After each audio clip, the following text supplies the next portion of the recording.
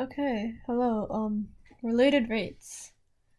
They're very hard. I agree. I'm really tired right now, so sorry if I'm not like super loud, but we're gonna do some related rates problems and hopefully you'll understand better. So, first of all, I want to go over a quick guideline for doing related rates.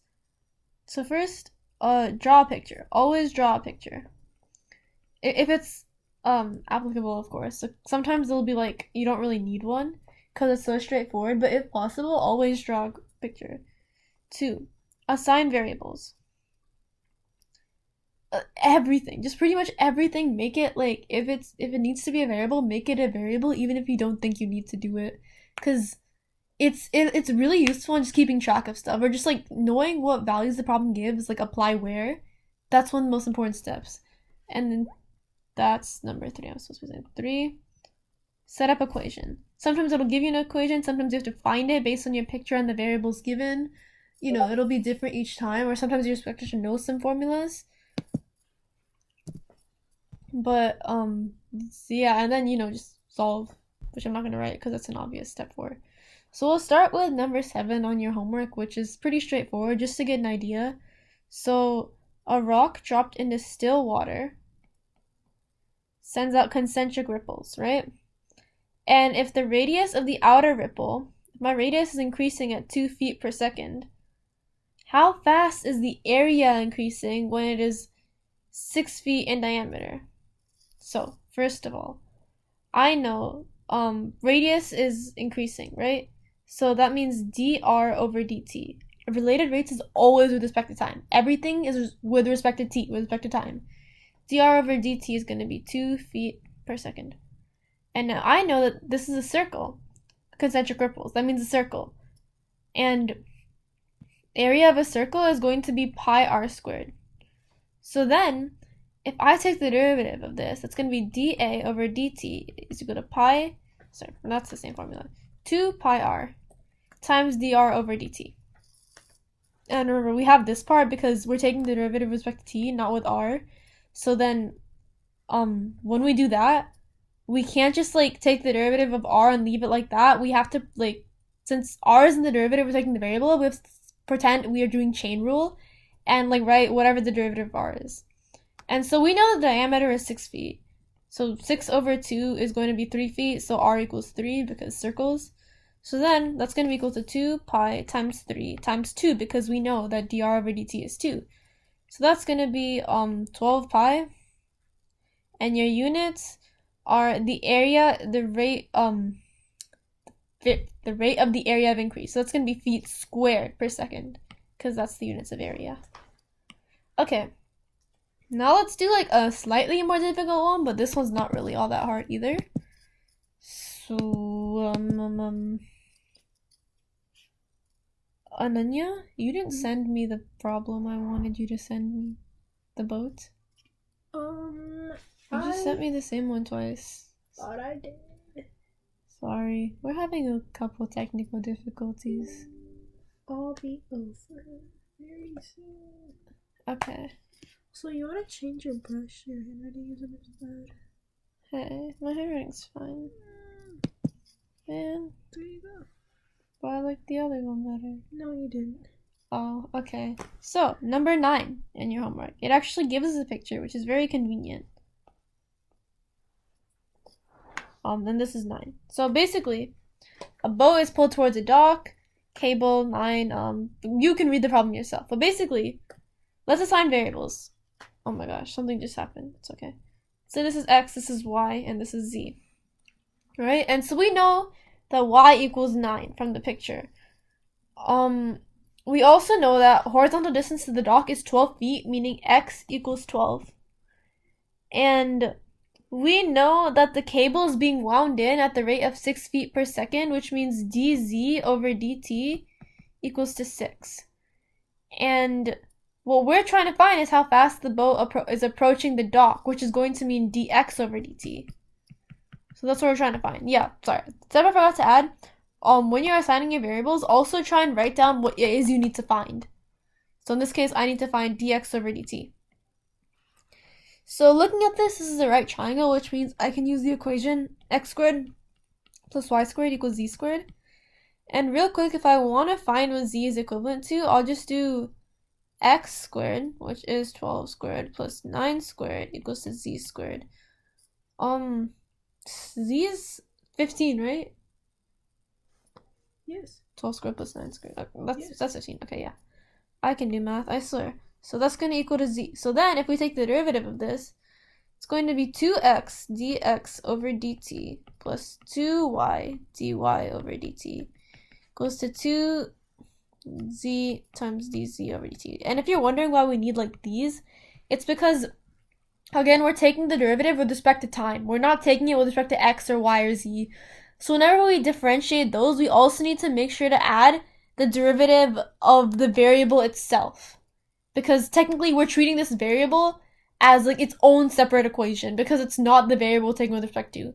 So by chain rule, it means we need to take the derivative of the inside, which is just derivative of x with respect to t, or derivative of y with respect to t, etc., etc. And so all my 2's cancel out, so I'm left with x dx dt plus y dy dt equals to z dz dt. And I need to find dx over dt. So I'll rewrite this equation saying z dz dt minus y dy dt over x equals dx over dt. Now I can plug it in. But you'll notice that I don't know what dy over dt equals. I never wrote that down. And so here's the funny thing about dy. Y is 9, right? But we know that as our boat, excuse my bad boat drawing skills, but as our boat gets closer and closer and closer to our dock, it's not like y changes. Y is always going to be 9.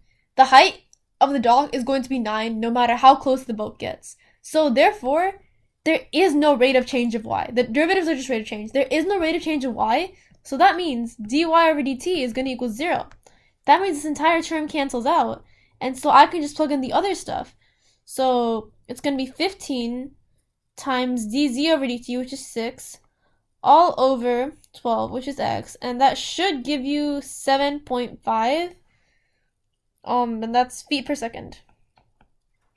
Great, okay. And now I'm going to erase this all, actually, because the last problem we're gonna do is kind of a long one. Gosh. Oh.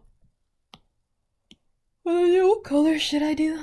I did blue or purple. Blue. I did Smithereens album blue. colors. No. It's green. I want to do pink. No, you I already want did to like do 3 pink. And I did no pink. You did purple. That's not. That's You're a different. pink ass. Shh. Not in front of the kids. Okay. So, oops. Okay. That's not. God. Okay, I found the problem. Wow, look at me go. Extension. So, a man, right? 6 feet tall. Damn. He's got height, dude. Walks with speed. Yeah, directly away from a lamppost.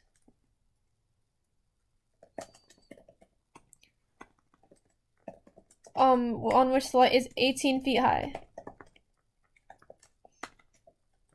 So he's walking away at, away at 8 feet per second. Right? And find A, the speed of the tip of his shadow, and B, the rate at which his shadow is lengthening at the moment where he is 36 feet from the post. So we know that at this moment, this distance is going to be 36 feet. And the way light works is that let's use a different color. Let's use yellow. As like my light shines, right, my shadow is going to be like over here because that's the part where the light's blocking. So this is essentially a familiar shape, I hope. It's a triangle. That's right. It's actually 2 triangles because the man and the big triangle make 2 smaller but same triangles. And you know, there's a word for that in mathematics. So the similar triangles, right? So this triangle, I should do these in different colors actually. This triangle and this triangle are similar triangles, right? And so let's write, when you have shadow problems, it's usually going to be like this, write out a ratio with similar triangles. So in this case, let's assign variables too, actually. I'm going to just say that this is x, this is y. Do I need to see? No, not really. Okay. So, yeah, that's x is y. So x equals 36. We know that. We don't know what y equals. We know that dx over dt is equal to 8 feet per second. And so we know that okay, the tip of the, so first the tip of the shadow, right? The tip of the shadow is going to be the rate of the tip of the shadow is basically this part, right? So how fast is this part lengthening? So that whole thing is going to be, sorry, no, the tip, not that. It's going to be like this whole thing. This tip. Basically, how fast is this whole distance getting bigger? So that's just going to be dx over dt plus dy over dt, right? And then b, it's the rate at which a shadow is lengthening. And a shadow is this part. So b is just dy over dt. So since b is finding only one of them first, and that part we need to solve a, we'll do b first. So the way we do b, to find dy over dt, we utilize similar of triangles, right? So we can do a ratio. And from here I can see that, 18 over 6 equals to 3. So they're like the ratio between the triangles is 3. So actually we can find out y from there, because then 36 over 3, that's going to be 12. So we can say that y equals 12 because we know that. But anyways, so then we can also say that 6 over y is equal to 18 over x plus y. Remember, it's x plus y because it's this entire side. And so then I can do 6x plus 6y is equal to 18y. 6x equals to 12y. X equals to 2y. And then if I differentiate, I get dx over dt is equal to 2 dy over dt, or 1/2 dx over dt is equal to dy over dt. And we know that dx over dt is 8. So 8 over 2 is just equal to 4. So dy over dt is going to be 4 feet per second. And that's the answer to part B. And so from there we can really easily answer part A, because we already know what dx over dt is. So it's just going to be 8 plus 4 equals to 12 feet per second. So that's your answer for part A. And that's your answer for part B. And yeah, that's pretty much it for related rates for now, I guess. Okay.